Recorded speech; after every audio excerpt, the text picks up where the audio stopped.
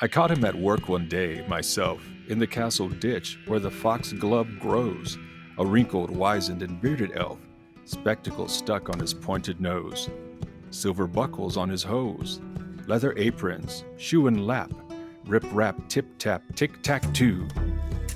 A grasshopper on my cap, away the moth flew. Buskins for a fairy prince, brogues for his son. Pay me well, when the job is done. The rogue was mine beyond a doubt. I stared at him, he stared at me. Servant, sir, hump, says he, and pulled a snuff box out. He took a long pinch, looked better pleased. The queer little leprechaun offered the box with a whimsical grace. Pouf! He flung the dust in my face, and while I sneezed, was gone. From The Leprechaun, or Fairy Shoemaker, by William Allingham.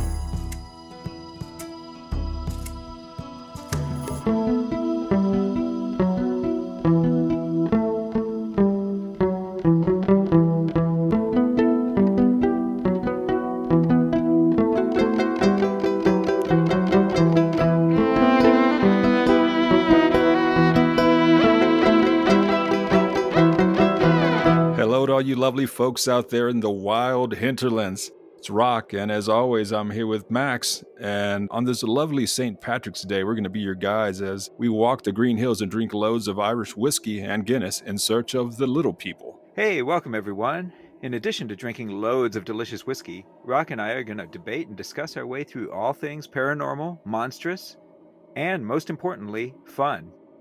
You know, Max, it's fun to have a couple of shots of whiskey for friendship's sake. Or should we drink Guinness? I don't think you can go wrong either way. Guinness, whiskey, it's all good. Well said, Max. I can always count on you to point me in the right direction when it comes to libations for celebrations. So, what were we saying? Before you so rudely interrupted me, I was telling our lovely listeners that we're going to talk about all sorts of shamrocks and shenanigans, including the supernatural, paranormal, legendary, and most importantly, fun. Ah, yes, fun. Fun is important, Max. We're the funnest guys in this here room. But do you want to know it's not funny? Well, to be fair, we're also the only guys in this room, but tell me, good sir, what's not funny? Having untold riches at your fingertips, only to have the gold vanish in thin air as you're tricked by that legendary fairy shoemaker, the Leprechaun. Yeah, that sucks. He's like the anti-lottery Labrador. Mm-hmm. But according to lore, you have to get up pretty damn early in the morning to outfox the Leprechaun. Which kind of eliminates us right off the bat. I'd rather sleep in than find the fairy gold. Sleep, according to the experts, is worth its weight in gold. True that. I mean, how are you supposed to carry all that gold if you're too weak from getting up at the crack of dawn? You gotta think, Max. Don't be so impetuous. We're not talking about classical myth right now, my friend. We're delving into the real stuff, the deep, dark myth of Ireland. Truly, nothing says deep dark myth like pots of gold at the end of rainbows. You hush your mouth and respect the leprechaun. And listen, Max, you cannot forget the 3 grand wishes he'll grant you if you catch him. That's the fairy equivalent of the lottery. I mean, like I said, he's no lottery Labrador, but True. he is the one to focus on if you're gonna pay off your student loans. Or head to the Austin Lambo dealership. The Leprechaun is definitely one of my favorite solitary fairies. Ditto, and he's definitely not one to be confused with the trooping fairies. They may be part of the same chord, but they are different creatures altogether. Some rude folks have described the solitary fairies as the most sluttish, slouching, jeering, and mischievous phantoms out there. Honestly, they sound like my kind of folks. You speak true, Roq. Besides being the fairy shoemaker, the Leprechaun is arguably the most well-known fairy in the world. He's kind of like the Brad Pitt of the Fae folk. Definitely worldwide. He's gorgeous. Yep, he is an influencer for sure. And he's also the star of my favorite movie of all time, Darby O'Gill and the Little People. And you do love that movie. Have you ever seen the seagull? That said, it's no secret of Roan Inish. As they fly over the heather. Wait. What did you say? You heard me. It's no secret of Roan Inish. Well, you're right, Max. It's not. It's better. Who wants to watch a movie about a family of evil were-seals wreaking havoc across the poor fishing village of Roan Inish as they try to trick the lottery man? It's a bloodbath, or wait, am I thinking of Waking Ned Divine? Yeah, I don't know what you're thinking of, but clearly you haven't seen the movie. Now settle down before I'm forced to smack you with this Blarney stone. You looking to get into a Donnybrook, young Maxie? You come get some. Wait. First, after I have another drink of this delicious Irish whiskey, which shall remain nameless as we're looking for sponsors. Also, you're driving after this. I always drive. Seriously, do you think Darby is better than Roan Inish? I mean, obviously, they're both lovely movies, right? But I am a huge Sean Connery fan, as well as being a huge Leprechaun fan, so to me, there's no comparison. But, full disclosure, I think my wife leans more toward your opinion. She loves Secret of Roan Inish. However, that said, she kind of also loves her some Darby O'Gill. You know, Max, in fact... Please don't tell me you're going to review a movie that's like 60 years old. These people have to know about the magic, Max. Now hush your mouth and let me do my thing. I swear, no discipline on this podcast. Hush now, my lass. Lad, actually. And listen closely as I tell the tale of Darby O'Gill, the fantastic 1959 movie made famous by Walt Disney himself, and King Brian Connors, of course. Please stop with the accent. So, dear listeners, this fantastic movie has amazing special effects. I'll stop. It was among the first to use forced perspective, which Peter Jackson utilized to perfection in regard to the hobbits in all of the Lord of the Rings movie. Now to the story. Darby O'Gill is the cantankerous old caretaker of a fancy manor in a small Irish town. He loves to hang out at the pub and tell stories of his adventures with the little people who live on the slopes of Knocknashiga, the fairy mountain near the town. Long story short, Darby gets canned, leprechauns get involved, Darby plays a fiddle, Sean Connery sings a song, a puka is sighted, Darby's daughter gets hurt, the banshee makes an appearance, the coach devourer comes thundering down from the heavens, there's a bar fight, and everyone lives happily ever after. Very concise. Pretty much has it all.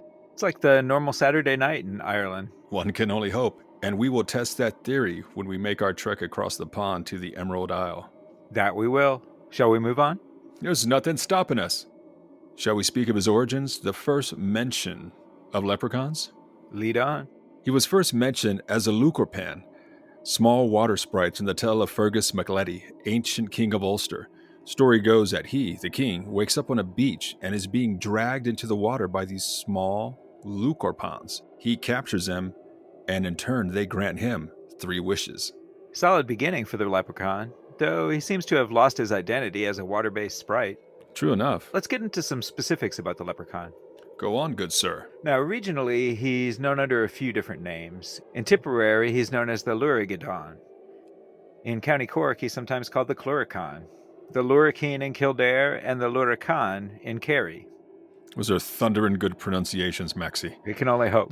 The only one of those that I've heard as a completely different fairy is the Clurican, who is supposedly related to the leprechaun, but is his own creature entirely. According to the lore, this guy likes to hang out in wine cellars, pubs, and breweries, getting his drink on and sampling all the fine libations. Yeah, I ran across the same thing. Some folklorists posit that the Clurican is merely a leprechaun on a bender, though. I like that theory. He drops the shoemaking tools, puts on his Saturday night best, heads out to the local pubs for a few rounds. Sounds like a plan. So, size-wise, leprechauns are small, between 6 and 24 inches, depending on the witness, and has light gray skin. As we said before, he's classified as a solitary fairy. When sighted, he's alone in some out-of-the-way place. Sightings often compare him to a little old man, usually sporting a tri-corner hat, wearing a leather apron, working on shoes. He often has a jug of the good stuff and pipe around as well. My kind of guy. Although Mad Sweeney is much taller. He's like 7 feet tall. All right, for those not in the know, Mad Sweeney is a leprechaun from American Gods by Neil Gaiman. Classic. Great book. I'm not super crazy about the TV show. What? You're crazy, dude. With the leprechaun Mad Sweeney wonderfully depicted by Pablo Schreiber, that show is better than Darby O'Gill. First of all, no dude named Pablo should ever play a leprechaun. And also watch the Darby O'Gill, man. You're treading on dangerous ground. I live for dangerous ground. Ready for a story? I am indeed.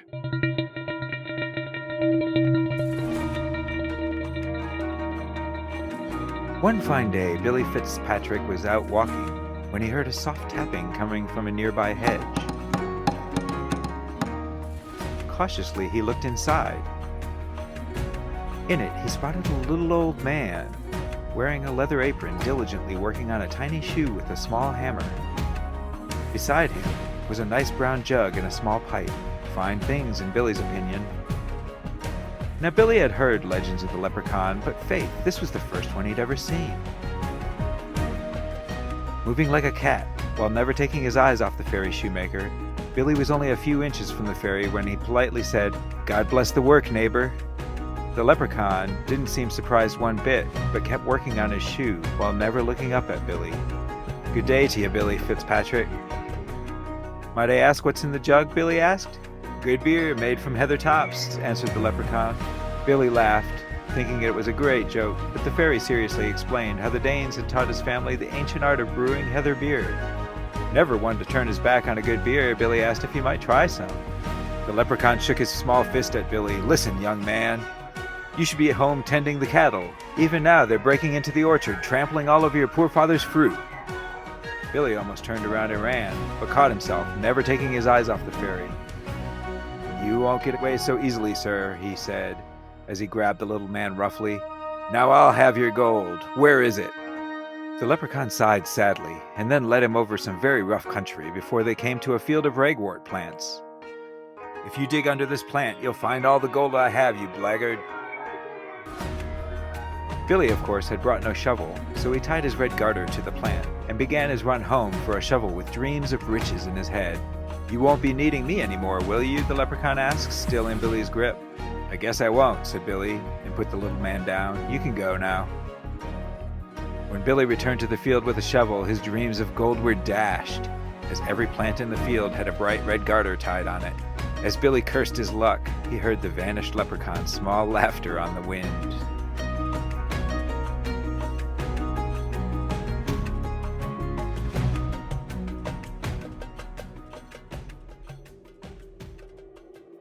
The leprechaun is one tricksy guy, isn't he? He's the trixiest. You have to be if you're the one in charge of all that fairy gold. You have people coming at you at all time for your fortune. No love for your amazing shoes, man. People only want your gold. And we can't forget about the 3 wishes he grants you in exchange for his freedom. No wonder he's grouchy. People just using them for their cash-granting powers. You know, Max, earlier you were talking about the regionalism as far as the different names for the leprechaun. But did you know that he also dresses differently depending on where he lives? Do tell. According to the lore, it doesn't matter where he lives. The leprechaun is always a dapper fellow. The Lurican out of Kerry wears a red cutaway jacket that always has 7 rows of buttons. He's also described as a fat, pursy little fellow. Rude. He's just big-boned. I know, man. What's up with that? What strikes me is the fact that he's sporting a red coat, though, Max. In my mind, and Walt Disney's too, might I add, the leprechauns all wear green. According to Yeats, the trooping fairies are the branch of the fae that wear green. The leprechaun and the rest of the solitary fairies wear red. I don't care what Yeats says. Me old bucko King Brian Connors and the rest of his shoemaking crew will always be clad in green. Hey, don't shoot the messenger. I'm just letting you know what the experts say. Well, if anyone is an expert on leprechauns, Yeats would be the guy. So the Lorigadon out of Tipperary, who we brought up earlier, wears an antique coat of red with peaks all around and a jockey cap. He also has a sword that he uses as a magic wand. Damn, all Gandalf Jr. Mm-hmm. Clearly the Lurigadon out of Tipperary are all fighter mages. Clearly, as well as makers of excellent shoes. Now that's what I call jacks of all trades. Sword fighter, wizard, cobbler, nice. Well, you had to put a few ranks in profession. When I think of the solitary fairies wearing some sort of red, though, I have to admit, I always think of the red cap, or bloody cap. Oh, yeah. Although I think he's mostly Scottish. Yeah, that's a bad guy. And he keeps his hat red by dipping it in the blood of his victims that he murders entirely in abandoned castles or other out-of-the-way places. Though from what I've read, he might even be classified as a goblin. But I don't think he's exclusively Scottish. There are reports of red caps in Cornwall, for example. Well, whatever he is, and wherever he's from, he's probably best avoided. You speak true, Maxie. So we brought up how some folklores posit that the Clurican and the leprechaun are the same fairy. Yeah, like we said earlier, the Clurican might simply be the leprechaun out for a night of many drinks. Fair assessment. The other solitary fairy that is often mistaken for the leprechaun is the Fear Dirg. And phonetically it looks like Far Derig, but we're hoping we're pronouncing that correctly. Well, I love this guy. He's a bit of a loose cannon, Mm-hmm. loves practical jokes, just like us, drinking all the whiskey in the cellars, though some of his jokes can be a bit gruesome. Like Yates said, this guy is always dressed in red. In fact, his name translates to Red Man. Fear Dirgs are sometimes called rat boys due to their appearance. Draw your own conclusions there. He's sometimes thought to be connected to nightmares as well. Very Hague-like in that aspect, the nightmare connection. Going back to what you said earlier about the Fear Dirg being some sort of gruesome joker, one tale I came across involves a traveling tinker lamenting the fact that he doesn't have any stories to tell in exchange for a night's room and board, and so he's forced to sleep in a hedge. And the Fear Dirg hears this and basically harasses the tinker the entire night, making him carry bodies, making him turn corpses on spits over fires. Just all sorts of horrible stuff. That's pretty gnarly. But the tinker escapes, right? And he runs into the Fear Dig later on, who kind of winks at him and says something along the lines of, I bet you have a lifetime of stories to tell now, boyo. So, I mean, the Fear Dig was just doing him a solid, Mhm. giving him some personal stories to tell, presumably in exchange for future room and board. Be careful what you ask for, people. Always. You know, another interesting thing we ran across is that leprechaun might not be an Irish word. Yeah, so I saw that BBC article, although clearly you can't trust the BBC on this. British people don't know anything about leprechauns. Clearly, the most respected news agency in the known world. Can't trust them. So what's the gist of the article? Some scholars from Cambridge and Queen's University Belfast, after 5 years of study, have discerned that the word leprechaun stems from the word luperci, which is a group linked to a Roman festival. It's interesting, but I have to admit I'm a little skeptical. Yeah, so the Luperci festival included a ritual of purification involving swimming or some sort of water-based calisthenics, right? So yeah, even though the word has been around for a long time, it's apparently not Irish. Of course, me old bucko King Brian Connors might disagree. I'm sure he would. All that said, many Irish folklorists thought the word was completely and utterly Irish. Mm-hmm. Lady Wilde posited the name stemmed from the words Leith Brogan, which translated to artisan of the brogues, while Douglas Hyde thought the word was from the Irish Leith Brogue, which translates to one shoemaker. So whatever the origin of the word, there's the connection with his rep as a fairy shoemaker, and still some scholars posit that stems from the Gaelic word lucorpan, which translates to small body. Yeah, you know, I was thinking about that, the shoemaker aspect. And do you think the leprechaun is the only source for shoes amongst the entirety of the Irish fae folk? Like, he's the only show in town, so if you want some fly new boots, you best be nice to him. If so, I bet he's backordered for hundreds of years. You had to wait 100 years for those fancy boots of spider climbing that you ordered back in the 17th century. More than likely, he has a massive warehouse somewhere in Dublin that he mails his shoes from. He's all modern. I'll take some size 12 boots of striding and springing, if you please. And It's lepra.com. 2-day shipping is one gold piece extra. I'm ready for a story. How about you? Let me refresh these glasses, and now, yes, tell us a tale, good sir.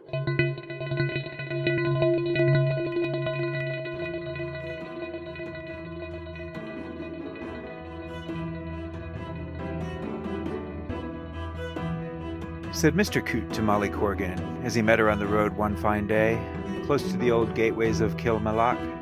Now tell me, Molly, have you ever heard of the Chloricon? Is it the Chloricon?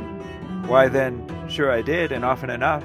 Many's the time I heard my father, rest his soul, tell about him over and over again, Molly answered.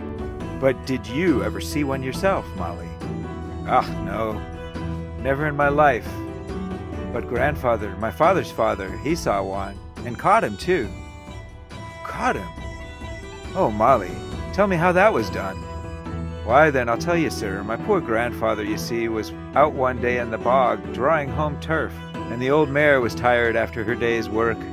So me grandfather went to the stable to check on her. Well, as he gets close to the stable, he hears some hammering away, sounding to all the world like a shoemaker making a shoe, and whistling the prettiest tune he had ever heard.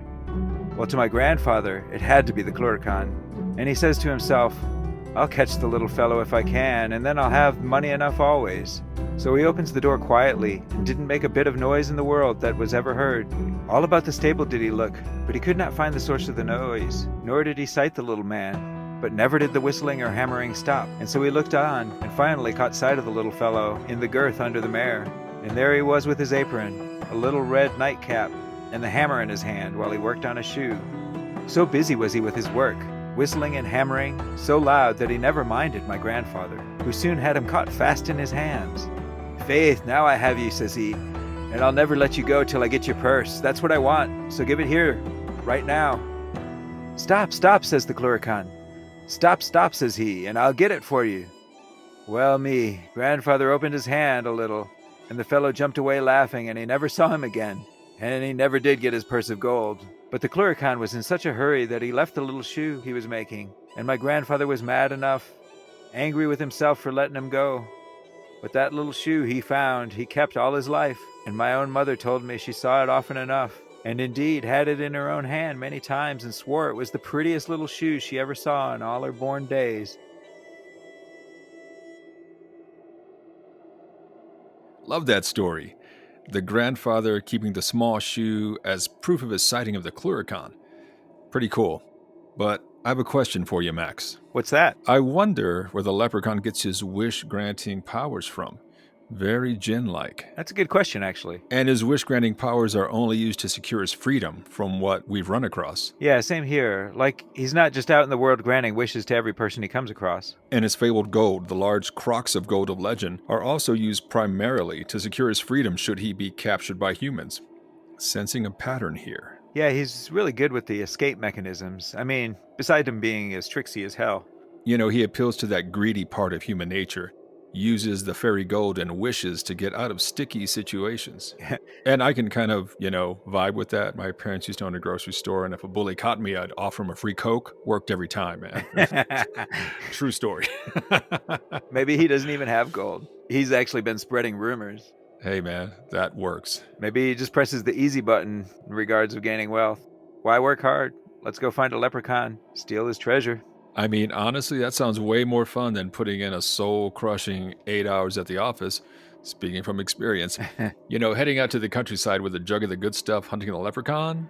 Sounds kind of fun. You just like it because day drinking is involved.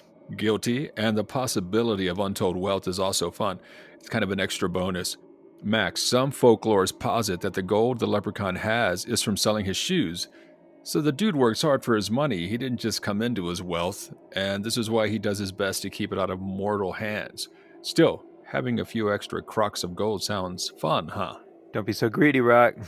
I'm not greedy, but hunting for the fairy gold would be kind of cool, yeah? True enough. But what if he's the kind of leprechaun from the movie? Which movie? Well, the best one, of course. Darby O'Gill, gotcha. I'm ready. Just have to make sure that we don't make the fourth wish. No, actually, I was thinking more along the lines of Leprechaun in the Hood. The horror movie? Seriously, Max? You know it. Seriously. All right. Just joking, actually. I'm thinking more of the OG 1993 Leprechaun movie starring the pre-Friends Jennifer Aniston. Come on. Listen, Max, you're new to the movie review business, so let me help you out, okay? First off, you gotta mention the star of the movie right off, and it's not Jennifer Aniston, my friend. It's Willow. Willow is a star of that horrible movie. Get it right. I'm pretty sure that's not his name, Roq. Wicket W. Warwick. My bad. Wicket is the star of that horrible, horrible movie. No, that's his Ewok name in Return of the Jedi. Try again. Okay. Warwick, right? It's Warwick Davis. Ah. He was great in Life's Too Short, actually, with Ricky Gervais, in case you missed it. That's right. Listen, I love Warwick Davis, but those Leprechaun movies were out of control. If I recall correctly, wasn't he riding like a big wheel at one point chasing people? Yeah, or a tricycle or something. Might be the best part of the whole franchise. Right. Leprechauns riding big wheels is canon as far as the lore. It's how they conquered Ireland. Just a red tide of leprechauns on big wheels steamrolling the Fomorians off the island. Okay, let's stop right now. No more big wheel talk. No more 90s leprechaun horror movie talk. Only leprechaun flick getting time here is Darby O'Gill. So let's move on, Max. I don't want you sullying the leprechaun's reputation any more than you already have. Roninish rules! Okay, all right. When and if we do a Selkie episode, Just watch how many times I'm going to bring up the superiority of Darby O'Gill and leprechauns. Just watch. It's coming. Fair enough. And moving on. You sure? Can we focus? Yeah, okay. Continue on, good sir. Thank you. Okay. So let's talk about numbers. Like population-wise of leprechauns? Yeah, that's something that's never really talked about. In Darby O'Gill, both the movies and the books by H.T. Kavanaugh, there are a multitude of leprechauns just hanging out, dancing, kidnapping folks, and various farm animals, drinking, harassing the local priest. You know. Yeah, just a regular night out in Ireland. We can only hope. We're coming, all our Irish listeners. Get ready to party. But Roq, according to the lore, he's supposed to be a solitary fairy. The hanging out, dancing, putting the come hither on people, that's totally behavior of trooping fairies. And how's he supposed to make the best shoes in Ireland if he's getting his drink and his dance on? Well, I suppose if you're going to have a leprechaun king, you got to have subjects, yeah? True. Maybe they work in shifts underneath the fairy mountain. It's also hard to have choreographed dance numbers with only one leprechaun. They'd be all dancing like Elaine on Seinfeld. The worst dance ever.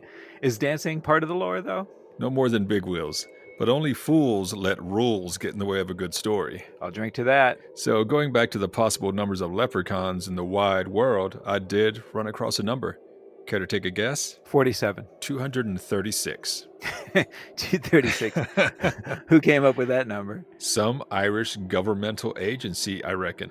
According to a law filed with the European Union, there are only 236 leprechauns living in the wild at this moment, therefore placing them on the endangered species list and protecting them from greedy treasure hunters. If that's true, I actually really love that.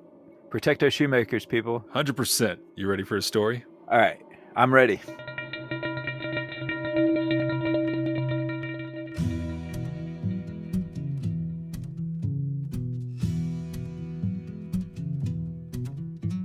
A young girl that lived near Castle Carberry, near Edenderry, was going for a pitcher of water in the neighboring well one summer morning, when who should she see sitting under a sheltery nook under an old thorn bush? Why, it was the Lurikeen himself. There he was, working with a vengeance at a little brogue only fit for the foot of a fairy like himself. There he was, boring his holes and jerking his waxed ends, with his little three-cornered hat with gold lace, his knee breeches, his jug of beer by his side, and his pipe in his mouth. So busy was he with his work, and so taken up with an old ballad he was singing in Irish, that he didn't notice the girl till she had him by the scruff of his neck. "Ha, what are you doing?" says he, turning his head round, catching sight of her. Dear me, to think such a pretty colleen catching a body as if he was robbing a hen roost. "I'll take your gold," she said evenly, never taking her eyes off him. "What did I do to be treated in such an undacent manner? The very vulgarest ruffian in the town could do no worse. Come, Miss Bridget, take your hands off and let us sit and talk like two respectable people. I don't care a wisp of barrack for your politeness. It's your money I want, and I won't let you go or take eye off you till I have it." The Lurikeen sighed. "Money indeed! What would a poor cobbler like me be doing with money? Faith, let me go, and I'll turn out all my pockets, and you'll see the truth of my situation. There is no money hereabouts. If you don't give me your gold, I'll take you back to the village where you'll have 30 sets of eyes on you instead of just one. Now, the gold." "Was ever a poor cobbler so mistreated?" the Lurikeen wailed, "and by such a comely smart lass as yourself? Keep your compliments, they won't do for me. I'll tell you. Now, the gold." The little man drooped and looked back at her. "If there's any to be found, it's under the old castle, and we'll have to walk to it. Put me down and we can be on our way." "Put you down, indeed? No, I think I'll carry you." "Well, how suspicious you are," the Lurikeen bemoaned as they began their trek to the castle. They went up a little hill, and the fairy laughed and joked and seemed quite content in Bridget's grip. And as they got to the crest of the hill, he gave a great screech and shouted just as if a bugle horn was blown in her ears, "Oh, murder! Castle Carberry is afire!" Poor Bridget gave a great start and looked up towards the castle. And at that very moment, the weight of the Lurikeen disappeared from her hands. And when her eyes looked back, he was gone. There was no more sign of him, that if everything that passed was merely a dream.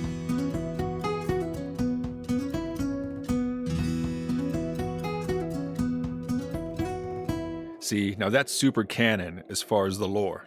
What's that? You must keep your eyes on the leprechaun at all times. When you catch him, people, the moment your eyes are off, poof, he's gone. It's like your eyes are a stasis field, holding him in place. Just so.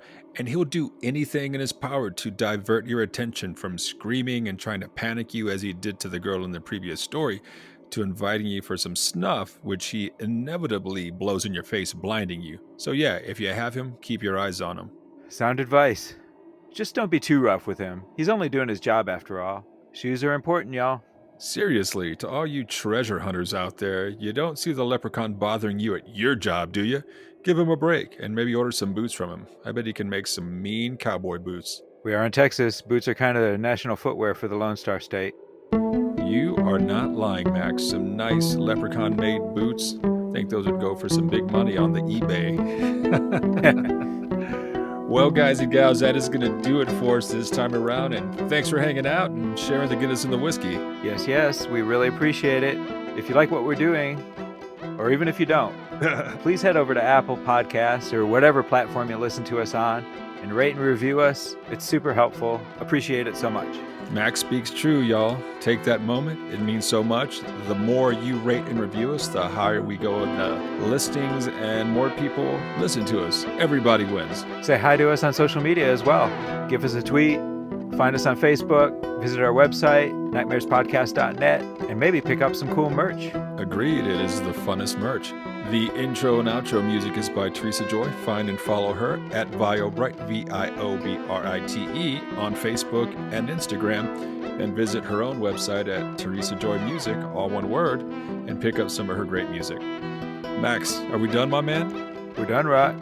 People, thanks again for hanging out and listening to Max and I as we shoot the breeze about the leprechaun. Have a great night. Be safe out there. Don't drink too much. And as always, sweet dreams.